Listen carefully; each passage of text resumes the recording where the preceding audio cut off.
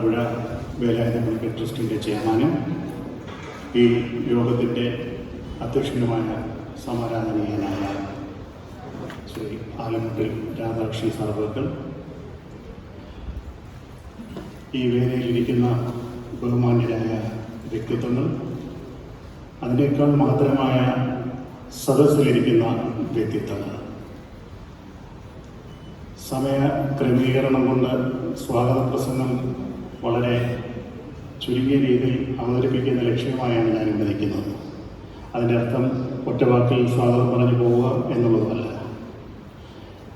ഈ യോഗത്തിൻ്റെ ഉദ്ദേശ ലക്ഷ്യങ്ങളെക്കുറിച്ച് വിശദീകരിക്കുവാനായി ഇന്ന് നമ്മൾ കൂടിയിരിക്കുന്ന ഈ ഹാൾ കേരളത്തിലെയും ഇന്ത്യയുടെയും ലോകത്തിൻ്റെയും ഒക്കെ തന്നെ ശാസ്ത്ര നിരീക്ഷണങ്ങളുടെ ചർച്ചകൾക്ക് നിരവധി തവണ ലോക വ്യക്തിത്വങ്ങളുടെ പ്രസൻസ് കൊണ്ട്, അവരുടെ ചിന്തകൾ കൊണ്ടും ചർച്ചകൾ കൊണ്ടും മുഖരിതമായ ഈ 4 ചുവരുകൾക്കുള്ളിൽ നിന്നുകൊണ്ട് 19-ാം നൂറ്റാണ്ടിൽ ജീവിച്ചിരുന്ന ശാസ്ത്രത്തിൻ്റെ പുരോഗതിയോ ശാസ്ത്രത്തിൻ്റെ കയ്യൊപ്പോ ഇല്ലാതിരുന്ന ഒരു കാലഘട്ടത്തിൽ, അന്ധകാരത്തിൻ്റെ ഒരു കാലഘട്ടത്തിൽ കേരളത്തിലെ സമൂഹത്തിൽ കാറൽ മാർക്സും എംഗൽസും ഒക്കെ കണ്ടുപിടിക്കുന്ന മാർക്സിസത്തിനും സോഷ്യലിസത്തിനും ഒക്കെ മുമ്പേ തന്നെ ജനാധിപത്യമായ രീതിയിൽ എല്ലാവർക്കും തുല്യാവകാശം വേണമെന്നുള്ള ആഗ്രഹത്തോടുകൂടി അത് സബലീകരിക്കുന്ന പ്രവർത്തനങ്ങളുമായി കേരളത്തിൽ വളരെ ചെറിയ ഒരു ഗ്രാമപ്രദേശമായ ആലപ്പുഴ ജില്ലയിലെ ഹരിപ്പാട് നിയോജക മണ്ഡലത്തിൽ ആറാട്ടുപുഴ എന്ന് പറയുന്ന ഒരു പഞ്ചായത്തിൽ ജനിച്ചു വളർന്ന് 1825 മുതൽ 1878 വരെയുള്ള വളരെ ഹ്രസ്വമായ ഒരു ജീവിത കാലഘട്ടം കൊണ്ട് തൻ്റെ ചരിത്രത്തിൽ തൻ്റെ പേര് ഒപ്പിട്ടുകൊണ്ടും കടന്നുപോയ ആറാട്ടുപുഴ വേലായുധ പണിക്കർ എന്ന് പറയുന്ന മഹനീയമായ വ്യക്തിത്വത്തിൻ്റെ സാമൂഹ്യ പ്രസക്തി ആ കാലഘട്ടത്തിലുള്ളതിനേക്കാൾ ഇന്ന് വളരെ പ്രസക്തമായിരിക്കുകയാണ്. ഈ യോഗത്തിൽ നമ്മളെ അഭിസംബോധന ചെയ്യുവാൻ എത്തിയിരിക്കുന്ന മഹത് വ്യക്തിത്വങ്ങളെ എൻ്റെ ബഹുമാന്യനായ നേതാവ്, എൻ്റെ ബഹുമാനായ തിരുവനന്തപുരം MP ശ്രീ ഡോക്ടർ ശശി തരൂരിൻ്റെ പെർമിഷനോടുകൂടി ഞാനൊരു പ്രോട്ടോകോൾ ലംഘനം നടത്തുകയാണ്. കാരണം ഈ സമ്മേളനത്തിൽ പങ്കെടുത്ത് ചരിത്രപരമായ വസ്തുതകളിലേക്ക് വെളിച്ചം വീശുവാനും പുതിയ തലമുറയ്ക്ക് ഒരു മാർഗനിർദ്ദേശം നൽകിക്കൊണ്ട് ഞങ്ങളെ നയിക്കണം എന്ന് അഭ്യർത്ഥിച്ചുകൊണ്ട് മലബാർ മേഖലയിലെ ഉന്നതനായ ചരിത്രകാരനും സാഹിത്യകാരനും കോൺഗ്രസ് നേതാവും ഒക്കെ ആയിരുന്ന ശ്രീ തിക്കുടി നാരായണൻ സാറിനെ ഞാൻ ആദ്യമായി സ്വാഗതം ആശംസിക്കുകയാണ്. 93 വയസ്സായി എന്ന് പറഞ്ഞപ്പോൾ എനിക്ക് വിശ്വസിക്കാൻ പറ്റില്ല. ഇന്ന് രാവിലെ ഞാൻ അദ്ദേഹത്തെ കണ്ട് സംസാരിച്ചപ്പോൾ പറഞ്ഞു എനിക്ക് 93 വയസ്സായി, പക്ഷേ ഇന്ന് ഞാൻ രാവിലെ 10 കിലോമീറ്റർ നടക്കുന്നുണ്ട്. ഞാൻ ചോദിച്ചു ഇന്നുള്ള ഊർജ്ജം എവിടെ നിന്ന് കിട്ടുന്നു തിക്കുടിയുണ്ട്. അപ്പോൾ പറഞ്ഞു ഞാൻ കേളപ്പജിയുടെ കൂടെയാണ് മോനെ രാഷ്ട്രീയ പ്രവർത്തനം തുടങ്ങിയത്. ആ കാലഘട്ടത്തിൽ നഷ്ടപ്പെടുവാൻ മാത്രം കൈമുതലായിട്ടുള്ള ഒരു കാലഘട്ടത്തിൽ രാഷ്ട്രീയ പ്രവർത്തനം പൊതുജന സേവനമാണെന്നുള്ള മുദ്രാവാക്യം മുഴക്കിക്കൊണ്ട് മുന്നോട്ട് യാത്ര ചെയ്ത ശ്രീ തിക്കുടിയുടെ സാന്നിധ്യം തന്നെ ഈ മഹനീയമായ സമ്മേളനത്തെ ധന്യമാക്കുന്നു. അദ്ദേഹത്തെ ആറാട്ടുപുഴ വേലായുധ പണിക്കർ ഫൗണ്ടേഷന്റെ പേരിൽ ഞാൻ ഹൃദ്യമായി സ്വാഗതം ചെയ്യും. അടുത്തതായി ഡോക്ടർ ശശി തരൂർ. ഡോക്ടർ ശശി തരൂരിനെ ഞാൻ നിങ്ങളുടെ മുമ്പിൽ ഇൻട്രൊഡ്യൂസ് ചെയ്യാന്ന് പറഞ്ഞാൽ ഞാനത് ഈ വേദിയിലിരിക്കുന്ന സദസ്സിലിരിക്കുന്ന വിശിഷ്ടാതിഥിയോടും വ്യക്തിത്വങ്ങളോടും ചെയ്ത ഏറ്റവും വലിയ തെറ്റായിരുന്നു. ഇന്ത്യയിലെ രാഷ്ട്രീയ നവമണ്ഡലത്തിൽ എക്കാലത്തും തൻ്റെതായ വ്യക്തിപ്രഭാവം ജ്വലിച്ചു നിർത്തിയിട്ടുള്ള ഡോക്ടർ ശശി തരൂർ.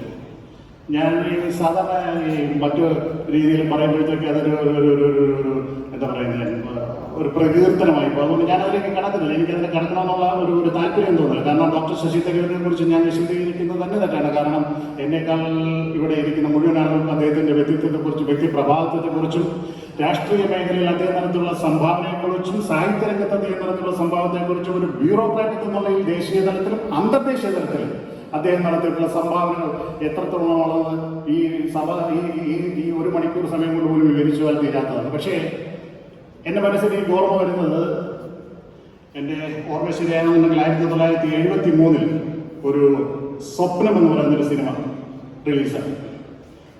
ആ കാലഘട്ടത്തിൽ സിനിമകൾ പ്രസിദ്ധമാകുന്നത് അതിലെ സിനിമാ ഗാനങ്ങൾ മഹത്തരങ്ങളായ കവിതകൾ കൊണ്ട് പ്രശോഭിതമാക്കിയ ഒരു കാലഘട്ടത്തിൽ അന്ന് വന്ന ഒരു സിനിമ സ്വപ്നം. അതിൽ ONV കുറുപ്പ് സാറിൻ്റെ ഒരു കവിത അത് ആ സിനിമയിൽ ഒരു പാട്ടായിട്ട് കൺവേർട്ട് ചെയ്തു. സൗരയൂഥത്തിൽ പിറന്നൊരു എന്ന് തുടങ്ങുന്ന ഒരു ഗാനം. അത് ശശിധരൻ സാർ കേട്ടുണ്ടോ എന്ന് എനിക്കറിയില്ല, സാധ്യത കുറവാണ്. സൗരയൂഥത്തിൽ വിടർന്നൊരു കല്യാണ സൗഗന്ധമികെ എന്ന് തുടങ്ങി അതിനകത്തൊരു വരുന്ന ഒരു ഇങ്ങനെ വർണ്ണിച്ച് വരുമ്പോൾ നിന്നെ ഞാൻ എന്തു വിളിക്കും,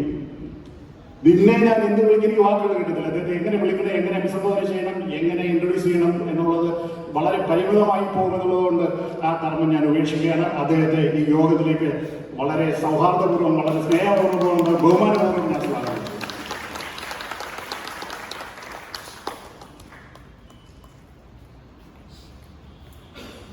ഈ വർഷത്തെ ആറാട്ടുപുഴ വേലായുധപണിക്കർ ഫൗണ്ടേഷന്റെ പുരസ്കാര ജേതാവായി തിരഞ്ഞെടുത്തിട്ടുള്ളത് ശ്രീ ഡോക്ടർ പുനലൂർ സോമരാജൻ സാർ. പുനലൂർ സോമരാജൻ സാറിന് കേരള സമൂഹത്തിൽ ഒരു വർണ്ണനയുടെ ആവശ്യം.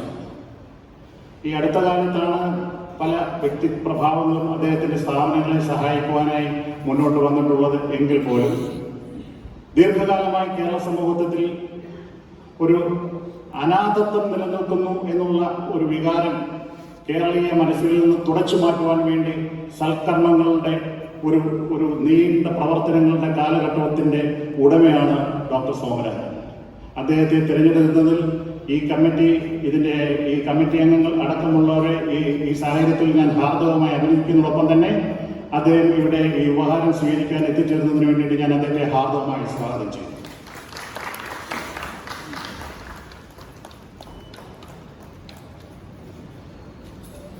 അടുത്തതായി നമ്മുടെ ക്ഷണം സ്വീകരിച്ച് ഇവിടെ എത്തിച്ചേർന്നിരിക്കുന്നത് സ്വാമി ആമൃതാനന്ദപുരി. ഞാൻ ഈ വാക്ക് ഇംഗ്ലീഷിൽ എഴുതിയപ്പോഴത്തേക്കും പലപ്പോഴും അങ്ങോട്ടേക്ക് സ്പെല്ലിംഗ് തെറ്റി, അതുകൊണ്ടാണ് ഞാൻ നോക്കി വായിച്ചത്. ഒരു ആശ്രമ ചിന്തകളിൽ നിന്നും മാറി നിന്നുകൊണ്ട് ആതുര സേവന രംഗത്ത് മാതാ അമൃതാനന്ദമയി മഠത്തിൻ്റെ പ്രവർത്തനങ്ങൾ വ്യാപിക്കുന്നതിൽ മുഴുവൻ സമയം വ്യാപൃതനായിരിക്കുന്ന സ്വാമിജി ഏറ്റവും അവസാനമായി അദ്ദേഹത്തിൻ്റെ കയ്യൊപ്പ് വന്നത് ഡൽഹി ആസ്ഥാനമായി പ്രവർത്തിക്കുന്ന ഏഷ്യയിലെ തന്നെ ഏറ്റവും വലിയ ഒരു ഹോസ്പിറ്റൽ സമുച്ചയം, അതിൻ്റെ ബിഹൈൻഡ് ദ കർട്ടനിൽ നിന്ന് പ്രവഹിച്ച എത്രയും ആരാധനായ സ്വാമിജിയെ ഈ വേദിയിലേക്ക് ഞാൻ ഹാർദവമായി സ്വാഗതം.